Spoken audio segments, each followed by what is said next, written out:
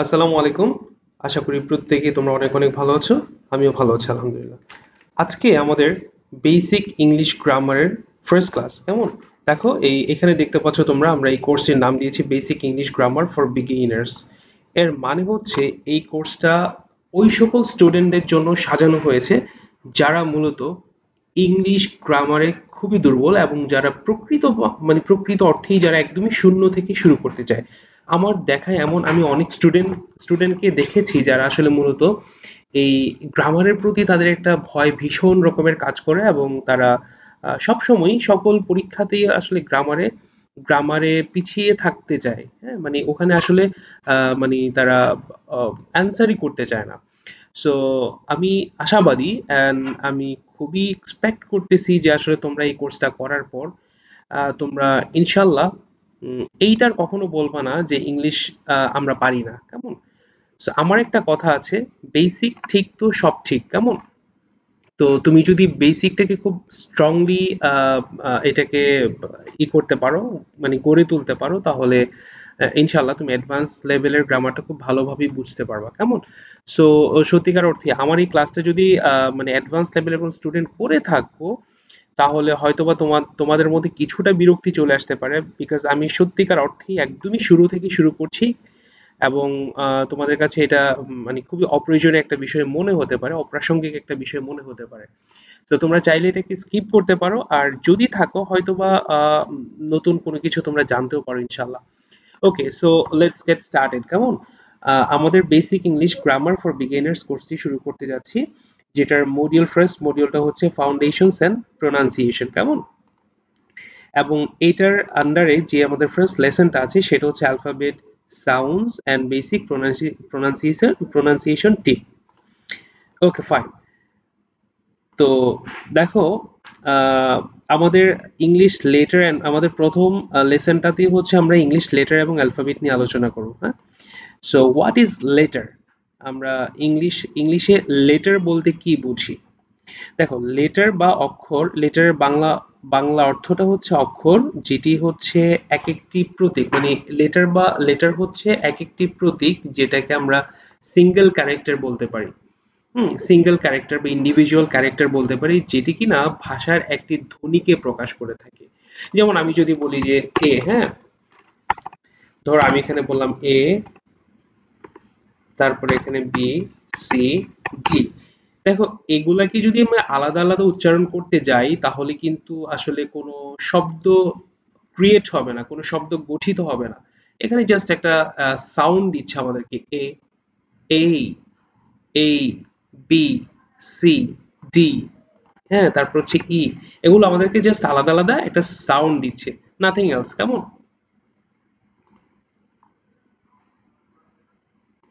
তো দেখো, অর্থাৎ একটি ভাষার শব্দগুলো লিখতে যে চিহ্নগুলো ব্যবহার করা হয়ে থাকে তাকে লেটার বলা হয়। তো সেই দিক বিবেচনা করলে আমরা কিন্তু এই এ বি সি ডি এই ব্যাপারগুলোকে আমরা চিহ্ন বা মার্ক বা ক্যারেক্টার, এক একটা ইন্ডিভিজুয়াল ক্যারেক্টার হিসেবে কাউন্ট করতে পারি। ঠিক আছে? তাহলে এগুলো হচ্ছে এক একটা চিহ্ন যেগুলো কিনা আমাদের ওয়ার্ড লিখতে ব্যবহার করা হয়ে থাকে। ঠিক আছে? সো ফর এক্সাম্পল আমরা কিন্তু এতক্ষণ এটাই আলোচনা করেছি। দেখো, এ বি সি ডি থেকে জি পর্যন্ত এগুলো প্রত্যেকটি হচ্ছে এক একটি লেটার, ইংরেজি ভাষার লেটার। কেমন? ওকে, আর এই লেটার দিয়ে কিন্তু হচ্ছে আমরা ওয়ার্ড তৈরি করি। ঠিক আছে? যেমন আমি যদি বলি, ধরো এখানে আহ, লিখলাম যে FRIEND, ফ্রেন্ড। কেমন? আমরা ফ্রেন্ড লিখলাম। ঠিক আছে? ফ্রেন্ড মানে হচ্ছে কি বলো? ফ্রেন্ড মানে হচ্ছে বন্ধু। সুতরাং এই ফ্রেন্ড শব্দটা আসলে এটা হচ্ছে একটা ওয়ার্ড, এটা একটা ওয়ার্ড। তো এই ওয়ার্ডটা লিখতে আমাদেরকে কতগুলো লেটার ব্যবহার করতে করতে হয়েছে। যেমন এই যে একটা, দুইটা, তিনটা, চারটা, পাঁচটা, ছয়টা লেটারের সমন্বয়ে আমরা একটি ওয়ার্ড গঠন করেছি। সুতরাং তাহলে আমি যদি বলি যে এই ফ্রেন্ড শব্দটি কি, এই ফ্রেন্ড শব্দটি হচ্ছে একটা ওয়ার্ড বা শব্দ, এবং এই শব্দটা গঠন করতে গিয়ে আমাদেরকে যে ইন্ডিভিজুয়াল ক্যারেক্টারগুলো ব্যবহার করা হয়েছে সেগুলো হচ্ছে এক একটা লেটার বা অক্ষর। ঠিক আছে? আশা করি বুঝতে পেরেছো। সো এবার চলো আমরা একটু অ্যালফাবেট নিয়ে আলোচনা করি। What is alphabet? অ্যালফাবেট বলতে আমরা কি বুঝি, কেমন? অ্যালফাবেট এবং লেটার, এই দুইটার মধ্যে একটা বেশ ভালো রকমের একটা তফাৎ আছে, কেমন? অ্যালফাবেট, দেখো আগে আমরা ডেফিনেশনটা একটু দেখি। অ্যালফাবেট বা বর্ণমালা হলো সমস্ত লেটারের একটি নির্দিষ্ট ক্রমে সাজানো সমষ্টি। আমরা যদি সহজ ভাষায় বলতে যাই, এ থেকে এ থেকে জি পর্যন্ত যতগুলো, এ থেকে জি পর্যন্ত যতগুলো হচ্ছে লেটার আছে, এই সবগুলো লেটার, এই সবগুলো লেটারকে আমরা বর্ণমালা বলে থাকি, কেমন? বা অ্যালফাবেট বলে থাকি। অর্থাৎ এই যে অ্যালফাবেট বা বর্ণমালা হচ্ছে সমস্ত লেটারের একটি নির্দিষ্ট ক্রমে সাজানো সমষ্টি, অর্থাৎ সবগুলো লেটারকে আমরা একত্রে অ্যালফাবেট বলবো। যেমন এখানে বলা হয়েছে, দেখো ইংরেজি অ্যালফাবেটে 26টি লেটার আছে, কেমন?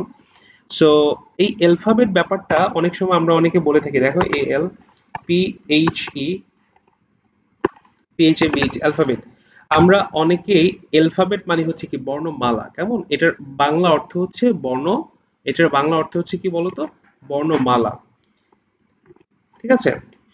সো এই বর্ণমালা বলতে কিন্তু আমরা আসলে অনেকগুলো বর্ণকে বুঝে থাকি, সেজন্য আমরা অনেকে অনেক সময় এই অ্যালফাবেটের সাথে এস যুক্ত করে অ্যালফাবেটস বলে থাকি, তাই না?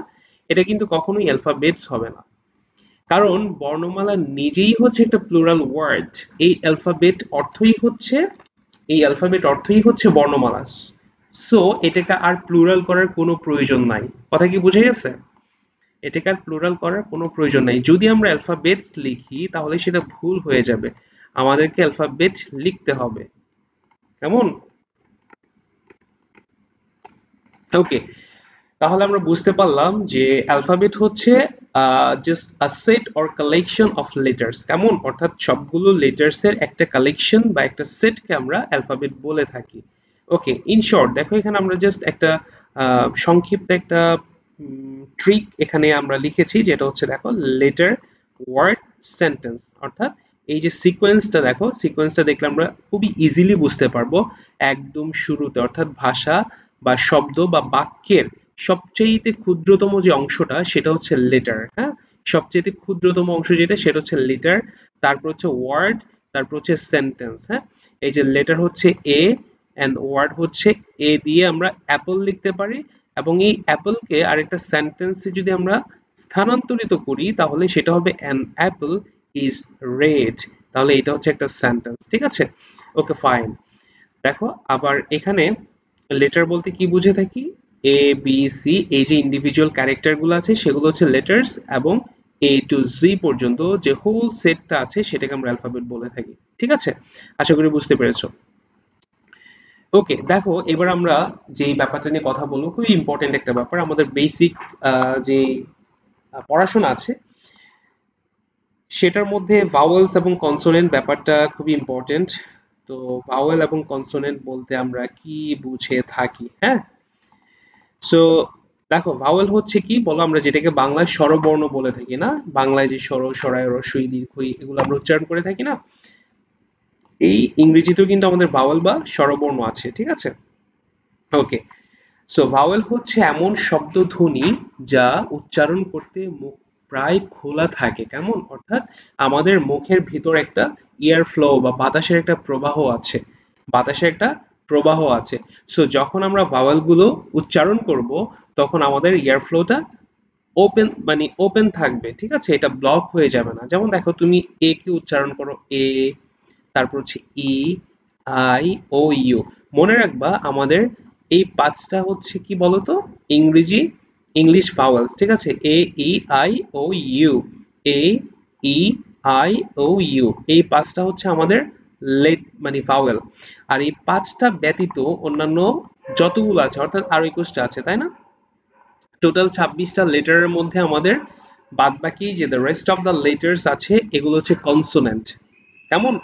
ওকে, সো লেটারের ব্যাপারটা আগে আমরা শেষ করি। যখন তুমি লেটার সরি ভাওয়েলটা যখন উচ্চারণ করতে যাবা তখন কিন্তু আমাদেরকে আমাদের যে বাতাসের যে প্রবাহটা সেটা কিন্তু ওপেন থাকবে। দেখো এ, ই, আই, আমার সাথে সাথে তোমরা একটু মানে উচ্চারণ করার চেষ্টা করো। এ, ই, আই, ও ইউ। এখানে এই পাঁচটা ওয়ার্ড বা সরি এই পাঁচটা লেটার উচ্চারণ করার ক্ষেত্রে কিন্তু আমাদের আমাদের মুখের ভিতরে, হ্যাঁ, মুখ গহ্বরের ভিতরে যে অর্গানস গুলো আছে সেগুলো কিন্তু একটা আরেকটার সাথে লেগে যাচ্ছে না, বা আমাদের বাতাসটা কিন্তু আটকে যাচ্ছে না, ঠিক আছে? এটা হচ্ছে ভাওয়েলের ব্যাপার। Okay fine. এই ভাওয়েলের মধ্যে আবার কিছু ব্যাপার আছে, একটা হচ্ছে শর্ট ভাওয়েল সাউন্ডস, একটা হচ্ছে লং ভাওয়েল সাউন্ডস, ঠিক আছে? যেমন দেখো আমরা যদি এই যে ক্যাট উচ্চারণ করতে যাই, cat, bed, sit, hot, cup, এগুলোকে খুব দ্রুত উচ্চারণ করতে হচ্ছে আমাদেরকে। এই এইটাতে যখন পৌঁছাবো, ইটাতে যখন পৌঁছাবো, বা আইটা যখন উচ্চারণ করবো, খুব দ্রুত উচ্চারিত হয়ে যাচ্ছে এগুলো, হ্যাঁ। Cat, bed, sit, hot, cup, এই হচ্ছে বিষয়। আবার লং ভাওয়েল সাউন্ডস যেগুলো আছে সেগুলোকে একটু সময় নিয়ে আমাদেরকে মানে একটু টেনে টেনে উচ্চারণ করতে হবে, কেমন? যেমন হচ্ছে ধরো আমরা যদি বলি নেম, হ্যাঁ, তুমি কাপ এবং নেম এই দুইটার মধ্যে একটু পার্থক্য করার চেষ্টা করো, হ্যাঁ। দেখো কাপ উচ্চারণ করতে গেলে কাপ চলে আসতেছে, বাট নেমটাকে যখন তুমি বলবা এখানেও কিন্তু এ আছে, তাই না? বাট এইখানে এটা হচ্ছে লং ভাওয়েল সাউন্ডস বলে বিবেচিত হবে, বা একটু লম্বা, একটু একটু টেনে টেনে আমাদেরকে উচ্চারণ করতে হবে। যেমন আমরা যদি বলি নেম, হি, টাইম, গো, ইউজ, ঠিক আছে, একটু বেশি সময় ধরে আমাদেরকে এগুলো উচ্চারণ করতে হচ্ছে। সো অলমোস্ট সিমিলার ব্যাপারটা। Okay fine. এবার চলো আমরা একটু কনসোনেন্ট নিয়ে আলোচনা করি, কেমন? কনসোনেন্ট বা ব্যঞ্জন বর্ণ, কনসোনেন্টকে আমরা বাংলা ভাষায় ব্যঞ্জন বর্ণ বলে থাকি, ঠিক আছে? Okay fine.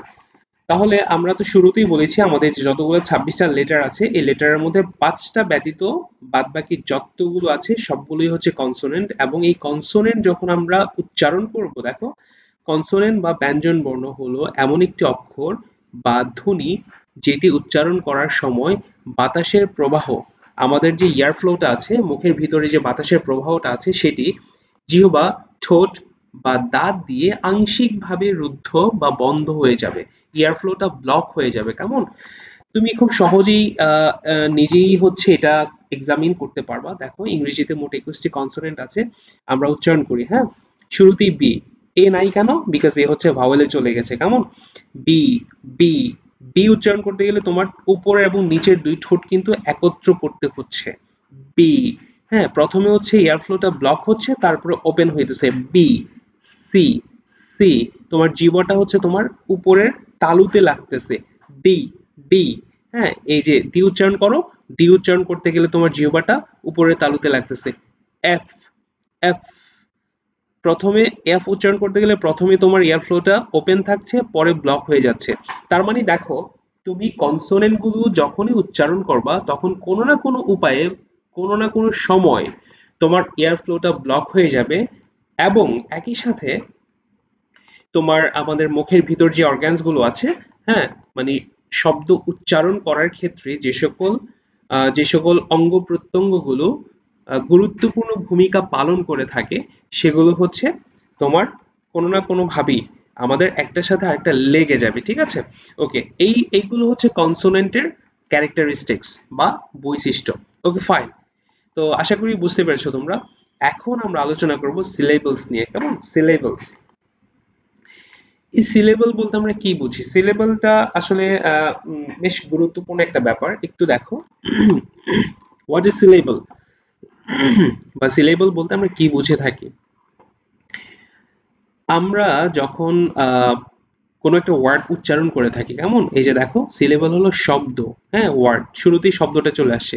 সিলেবল হলো শব্দের উচ্চারণের একটি অংশ, হ্যাঁ। syllable is just a unit of a sound in a word, ঠিক আছে? আমাদের একটি শব্দের উচ্চারণের একটা ইউনিট বা একটা অংশ আমরা বলতে পারি। যে শব্দে যতগুলো ভাওয়েল সাউন্ড থাকে সাধারণত ততগুলো সিলেবল থাকে। আমি কি বুঝাতে পেরেছি তোমাদেরকে? দেখো, সংজ্ঞাটা আমি আবার রিপিট করতেছি, এবং যখন আমরা এক্সাম্পলে যাব তখন এই ব্যাপারটা আরো বেশি ক্লিয়ার হয়ে যাবে। সিলেবল হলো শব্দের উচ্চারণের একটি অংশ, ঠিক আছে?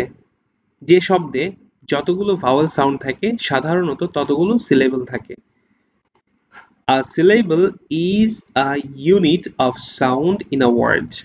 তার মানে দেখো, একটা শব্দ উচ্চারণ করতে গেলে আমাদের অনেকগুলো সাউন্ড থাকে। ওই অনেকগুলো সাউন্ড, অনেকগুলো থাকতে পারে, একটা থাকতে পারে, একটা একটা থাকতে পারে, একাধিক থাকতে পারে, ততোধিক থাকতে পারে, কেমন, চার পাঁচটাও থাকতে পারে। সুতরাং ওই প্রত্যেকটা সাউন্ডকে আলাদা আলাদা করে আমরা সিলেবল বলে থাকি। হ্যাঁ, এই যে দেখো ইউনিট বলেছি, একটি অংশ বলেছি, বা একটি পার্ট বলেছি, কেমন। সো যখন একটা অংশ থাকবে তখন সেটাকে আমরা মানে মনোসিলেবিক বলবো, যখন দুইটা থাকবে তখন ডাইসিলেবিক বলবো, যখন তিনটা থাকবে, তিনটা পার্ট থাকবে, তখন ট্রাইসিলেবিক বলবো। এই হচ্ছে বিষয়, কেমন। তো সিলেবলটা কি মূলত সেটা তো আমরা বুঝতে পেরেছি, তাই না। এবার চলো আমরা একটু ক্লাসিফিকেশনে যাই, যে ক্লাসিফিকেশন অফ সিলেবলস। এখানে কি বলেছে দেখো, মনোসিলেবিক অর্থাৎ যে সকল শব্দে একটি মাত্র সিলেবল আছে, একটি মাত্র সিলেবল আছে, সেগুলোকে মনোসিলেবিক বলা হয়। যেমন ক্যাট, ক্যাট মানে ক্যাটকে আমরা, তুমি কি, আচ্ছা আমি আমি তোমাদেরকে আরো ক্লিয়ার করে বুঝাই দেই, আরো ক্লিয়ার করে বুঝাই দেই। দেখো ক্যাট উচ্চারণ করতে গেলে তুমি কি এভাবে বলবা, সি এ টি, এটা তো স্পেলিং হয়ে গেল, তাহলে ডি ও জি এভাবে বলবো না, আমরা ক্যাটকে ক্যাটি উচ্চারণ করব, কেমন, ক্যাটকে ক্যাটি উচ্চারণ করব। এখানে আমরা যদি এই লেটার গুলোকে যদি সিলেবল বানাই তাহলে কিন্তু হবে না। হ্যাঁ, লেটার গুলোকে তো আলাদা আলাদা আমরা এভাবে করবো না, ডি ও জি, তখন এটা বানান করা হয়ে যাবে। দেখো এই যে আমি ট্রাইসিলেবিকটা দিয়ে তোমাদেরকে আরো ক্লিয়ার করে বুঝাই তাহলে বুঝতে পারবো। যেমন দেখো এখানে পটেটো লেখা আছে, এই পটেটোকে আমরা যখন উচ্চারণ করতে যাব তখন দেখো এই যে এখানে আমরা সিলেবলকে আলাদা আলাদা আলাদা করতে পারছি। এই যে পটেটো, পটেটো, পটেটো, ঠিক আছে, পটেটো, এই যে পটেটো, এই প হচ্ছে একটা সিলেবল, টা হচ্ছে একটা সিলেবল, আর টু হচ্ছে আরেকটা সিলেবল, কেমন। তাহলে এই তিনটা সিলেবল, একটা ওয়ার্ডে তিনটা সিলেবল আছে, এই জন্য এটাকে আমরা ট্রাইসিলেবিক বলবো। হ্যাঁ, এটাকে এই জন্য ট্রাইসিলেবিক বলবো। টেবল, টেবল, ঠিক আছে। এই যে দেখো এখানে ডাইসিলেবিক, যেখানে দুইটি সিলেবল আছে, টেবল, টেবল, আমরা টে বলতে পারি এবং বল বলতে পারি, টেবল, ঠিক আছে, এই জন্য এটাকে ডাইসিলেবিক বলবো। যখন চারটা কিংবা তার বেশি থাকবে তখন সেটাকে পলিসিলেবিক বলবো। হ্যাঁ, হেলিকপ্টার, ঠিক আছে, এই যে হেলিকপ্টার, হেলিকপ্টার, এই যে কপ্টার, এই যে এখানে আমরা চারটা ভাগে ভাগ করলাম, ঠিক আছে।